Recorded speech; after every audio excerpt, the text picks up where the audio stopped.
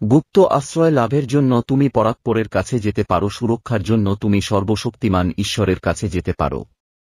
আমি প্রভুকে বলেছি, আপনি আমার নিরাপদ আশ্রয়স্থল, আপনি আমার দুর্গ, হে আমার ঈশ্বর, আমি আপনাকে বিশ্বাস করি।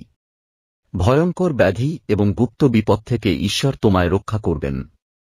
নিরাপত্তার জন্য তুমি ঈশ্বরের কাছে যেতে পারো। যেমন করে পাখি তার ডানা মেলে তার শাবকদের আগলে রাখে, তেমন করে ঈশ্বর তোমায় রক্ষা করবেন। তোমায় রক্ষা করার জন্য ঈশ্বর হবেন একটি ঢাল ও প্রাচীরের মতো।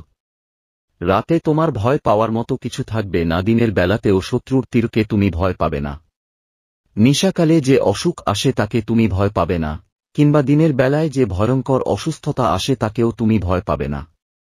তুমি 1000 শত্রুকে পরাজিত করতে পারবে তোমার নিজের ডান হাতে। লক্ষ্য করে দেখো, দেখবে যে ওই দুষ্ট লোকদের শাস্তি হয়েছে। কারণ তুমি ঈশ্বরে আস্থা রাখো, কারণ পরাৎপরকে তুমি তোমার নিরাপদ আশ্রয়স্থলরূপে গ্রহণ করেছ।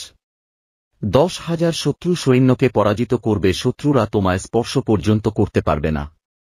ঈশ্বর তাঁর দূতদের আজ্ঞা দেবেন এবং তুমি যেখানেই যাবে তারা তোমায় রক্ষা করবে।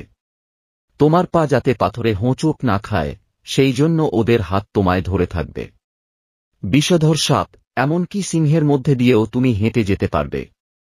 প্রভু বলেন, যদি কোনো ব্যক্তি আমাকে ভালোবাসে এবং বিশ্বাস করে, আমি তাকে রক্ষা করব। আমার অনুগামীরা যারা আমার নাম উপাসনা করে, তাদের আমি রক্ষা করব। আমার অনুগামীরা সাহায্যের জন্য আমায় ডাকবে, এবং আমি তাদের সাড়া দেব। যখন তারা সমস্যায় পড়বে তখন আমি ওদের সঙ্গে থাকব, আমি ওদের রক্ষা করব এবং সম্মান দেব। আমার অনুগামীদের আমি দীর্ঘ জীবন দেব, আমি ওদের রক্ষা করব। আমেন।